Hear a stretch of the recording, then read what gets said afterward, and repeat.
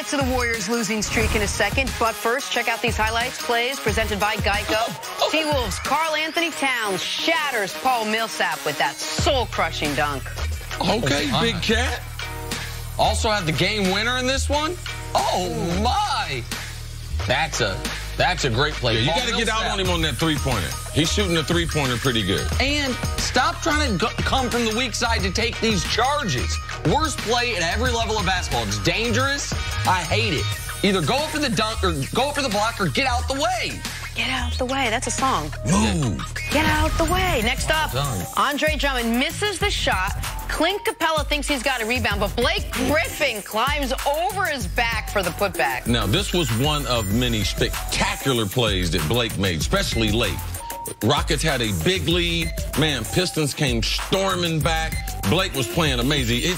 He was hitting from all over the court. And this, Blake's been awesome all year. This was probably his second-best game of the year. Rockets, though, don't look now.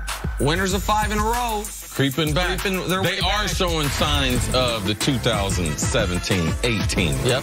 This was a game. College basketball, Duke lost to Gonzaga, but check out R.J. Barrett running the floor, sizing up the Zags' Rui Hachimura, and then delivering the big dunk. Congrats to Gonzaga for playing a spectacular game. It looked like they might blow it late. They were able to hold on. This was obviously a huge upset, even though they're the #3 team in the country. I didn't love Duke at the end of the game, freezing Zion out. Everything was RJ.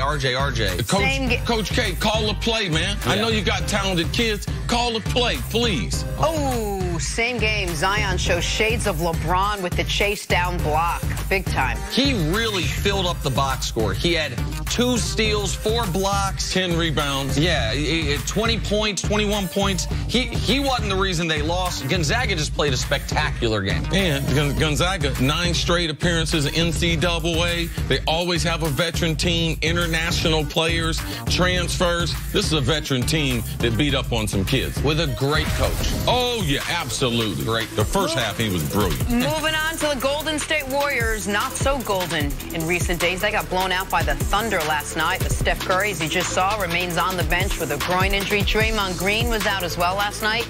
How about this? The first time since Steve Kerr has been the head coach that Golden State has lost 4 in a row.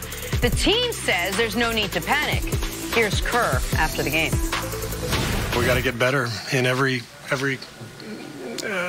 dynamic. You know, we didn't rebound well tonight. We got crushed on the boards. We didn't take care of the ball. 17 turnovers. So, you know, we got to clean up all that stuff and keep fighting, and we'll find our way out. We got better days ahead. But right now, it's we're just in a tough go. They're not just going to happen. We got to make them happen. And I got confidence in everybody in the locker room that we'll make those better days happen. But it's not going to just pop out of nowhere and get better for us. All right, Nick, what do you make of this? I mean, it's easy to say, well, they don't have Steph. But this is 4 games in a row now. What do you make of all this? Well, it's 4 games in a row. It's their 2-6 since the game Steph Curry got hurt after starting 10-1. And here's the real concern if you're Golden State. We have seen in the past Steph Curry get injured at the end of seasons and have to miss a round of the playoffs, have to miss a few games in the playoffs.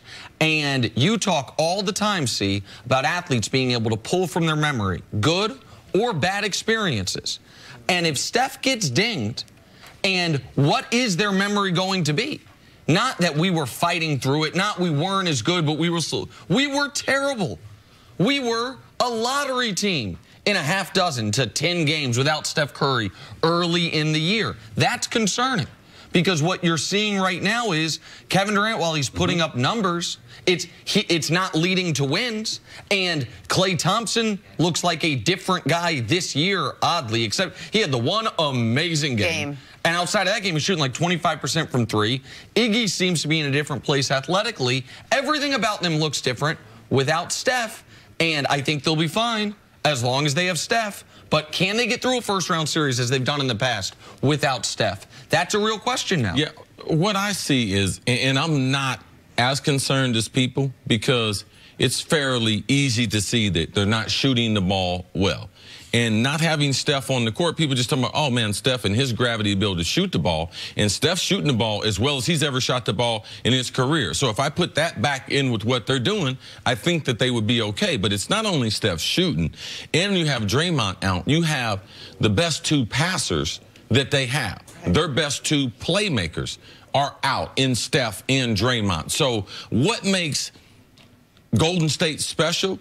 Outside of their pure ability to be able to stretch the court and shoot from anywhere beyond the three-point line is their ability to be able to move the ball. Nick, you've taught me this over the last year and a half or so. They pass the ball, and they let more people touch the ball during the course of the game and average more passes. And more passes, more assists than anybody by far. Yeah, so now you take out their #1 playmaker. And we don't talk about Steph that much as a playmaker because we always just talk about his shooting. But his ability to be able to break down the defense has a tremendous effect on spot-up shooters. Steph is the best one-on-one player that they have. So not only is he the best shooter, he's the best playmaker they have. He's their best shot maker. So you lose all that in Draymond, the glue, with him being there where he used to stabilize things, where he used to play make from the top of the key, and you don't have that. So I'm not concerned because even if Steph was to miss a series or two, you know what? They got Boogie Cousins going to be in there, too. They got Draymond that's going to be in there. So I believe this will only help them. I believe it helped them come down to earth to realize how important Steph really is to that mix there in Golden State. The real NBA. Well, let me ask you a question. We've had conversations on this desk about 1-2, Kevin Durant, LeBron James, and maybe he's a distant 2, but he's still a 2. LeBron James won last year with what he had for the Cavs. Why can't Durant carry this team with a much more talented team than what LeBron had last year? This is one of the most, to me, remarkable sets of statistics. And I'll give credit to Mike Lynch and Tom Haberstroh, who kind of were talking about this on Twitter and gave me the idea to put it together. Let's look at the Warriors in 4 categories. With both their superstars, with just one, and with neither. With both of them, they win 80% of their games. With just Steph and no Durant, it's 89%, including a 21-game winning streak. Oh, that's amazing. With just Durant and no Steph, it's 62%. With neither of them, listen, they don't win at all. But look at that. That's 24-3. You know what that's a pace for? That's a 73-win pace.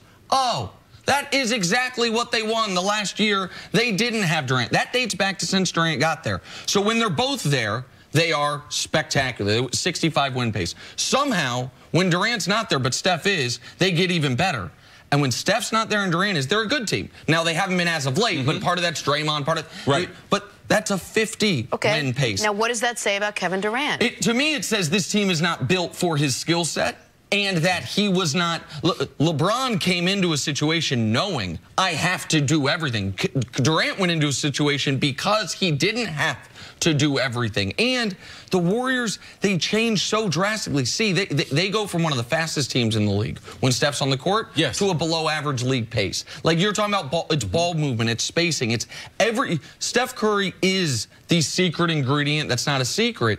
And with Durant, they just turn into a typical, really good basketball team. And with Steph out of the lineup, and Steph's not a great defensive player, but they put so much pressure on you on the offensive end that they're a better defensive team because people crumble under that pressure. This team, when you said about Durant being the only one there, it's not built for him because they struggle rebounding. And Andre Iguodala, he is not nearly. They started him last night like he's just a shell of himself athletically in the player. Like he's not built to play, 25 minutes at this point, especially this early in the season. So I think when you get Steph and them back, you move those other players back into their limited roles. Right. And Draymond, you need Draymond playing at a high level. He's shooting. Him and Clay, this is some of the worst shooting that they've had their career from deep. So